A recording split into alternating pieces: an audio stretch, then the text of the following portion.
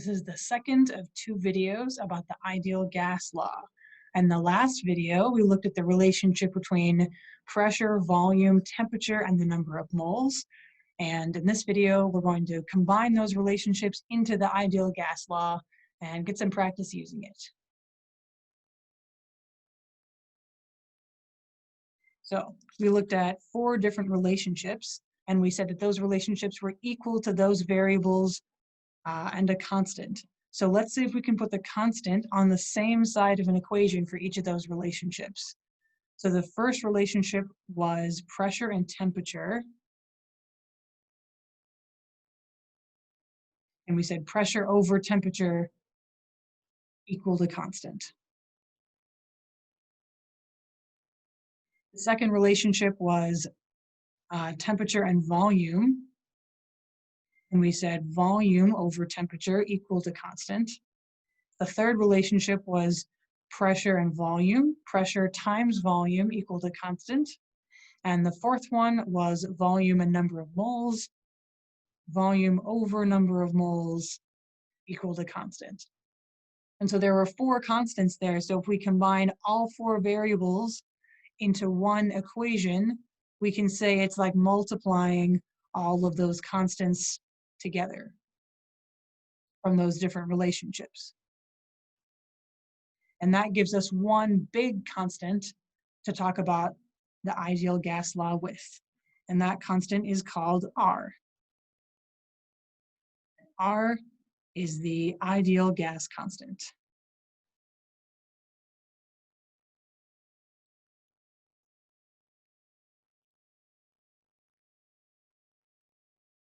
Now, there are several forms of the ideal gas constant because the unit includes units from all 4 of the variables: pressure, volume, temperature, and number of moles. So I'm going to include a couple of versions here that you're most likely to use if you use the standard units. So our most common one is 0.08206, and the units for that are liters times atmospheres over moles times Kelvin. So you can see there's a unit there for pressure, for volume, for temperature, and for the number of moles. So that's one version. Another version that we sometimes use is this one, 8.314 joules over moles times Kelvin. Or if you don't like joules, you can write it as kilopascals times liters over moles times Kelvin. So again, unit for pressure, for volume, for temperature, and for the number of moles. And just so that we've all seen the relationship looking the same way, this PV over NT equals R is most commonly written as P times V equals N times R times T. That's the most common way of writing it. And you will often hear students refer to this lovingly as PIVNERT, the ideal gas law. And so this is a really helpful relationship to use, and we're going to need to know information about each of the variables to use it. So one way that the information might be expressed to you is by saying that the reaction is at STP. And STP is for standard temperature and pressure. And so these are values you will need to know by heart. So the value for standard temperature is 273 Kelvin. Technically 0.15 is the most exact, which if you can do the math in your head, you'll know is 0 degrees Celsius. So 0 degrees Celsius, and the standard pressure is 1 atmosphere. And that's STP. Okay, so now we're going to do an example. That example is going to be with a balloon filled with chlorine. I would not recommend carrying chlorine around in a balloon since it's a toxic gas, but my drawing skills are limited, so it's going to be another balloon. So let's say in this balloon, we have 13.7 grams of chlorine.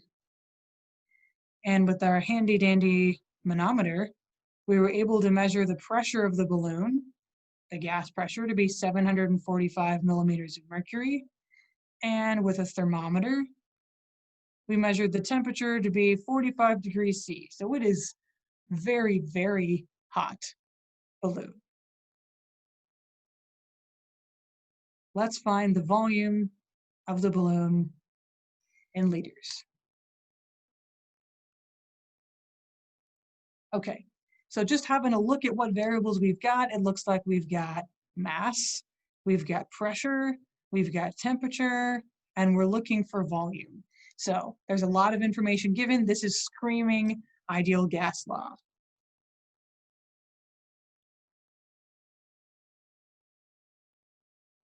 And we are looking to find the volume. So we've got the pressure, we've got the temperature, R is a constant. So we don't have the number of moles, but we do have the mass. And with that, we can find the number of moles. So let's convert the units of some of these bad boys so they're ready to plug in with our favorite R constant, the 0.08206. All right, let's start with pressure. So that one is in millimeters of mercury, and I would prefer that it was in atmospheres. So we can do that conversion, 1 atmosphere over 760 millimeters of mercury. And that should give 0.980 atmospheres for pressure. Okay, so that one is set. Let's do the temperature next. So it was given 45 degrees Celsius, and as we know, we always use Kelvin by adding 273.15 to our Celsius value, which gives us 318.15 Kelvin for our temperature. And then finally, we'll grab our mass. So we have 13.7 grams of chlorine. And so hopefully you remember from your previous chemistry class, we convert from mass of something in grams into moles by using the molar mass. And the molar mass comes from the periodic table. So here's a periodic table here. This is a simplified one, but underneath chlorine in the table, there will be a number, and that number is the molar mass in grams per mole. So the mass of 1 chlorine is going to be 35, but remember, we're not just doing the molar mass of chlorine, just 1, there are 2 chlorines here. So this is going to be 2 times chlorine, so it's going to be 70.91 grams of Cl2 in 1 mole of Cl2. And if we multiply that out, we'll get 0.193 moles of chlorine, and that is our value for N.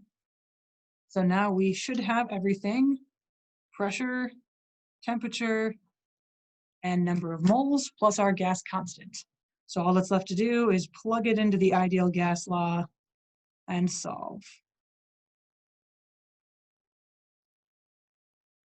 So let's substitute in what we found here. So we've got pressure,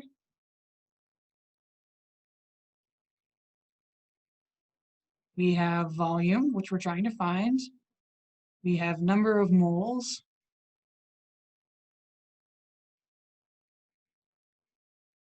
we have the temperature,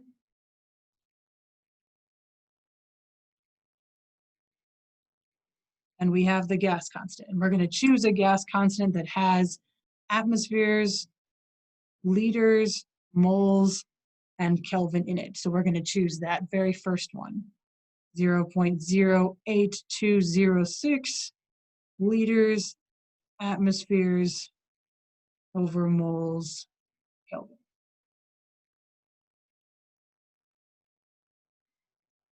And it's even better if you include all the units in your calculation and you go back through and cancel them. Atmospheres with atmospheres, moles with moles, Kelvin with Kelvin. So only liters are left. you're looking to get partial credit when doing a homework or an exam, this is a great way to show that you knew what you were doing. So if we solve for volume with our handy dandy calculator, you should arrive at 5.14 liters. And looking back, that seems like a semi-reasonable size for a balloon, maybe a little bit on the large side, but a pretty reasonable looking size for a balloon with 14 grams of chlorine in it. So this is how you do a problem using the ideal gas law as given with all the variables that you need, but sometimes you aren't provided with all the variables or you don't need all of the variables. Instead, you're given a particular container that is in two different situations. And there's a different strategy we can use to solve in that case. So let's say we have a gas cylinder. I had finally broken down and drawn a gas cylinder.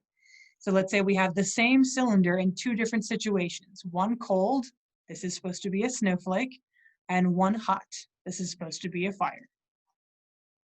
So let's say that cylinder has 1 liter of oxygen, and it's at STP, standard temperature and pressure, in our first situation.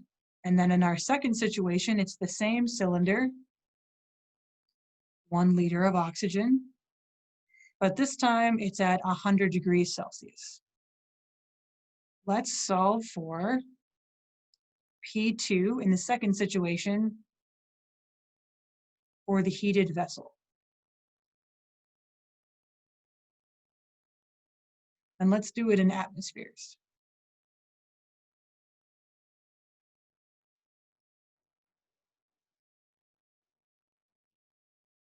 Okay, so what's different about this type of problem is some of the variables are constant. This is the same sized container in both cases, and the gas inside hasn't changed.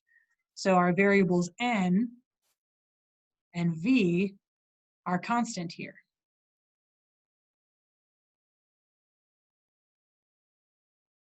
And if they're constant, R is also constant, of course,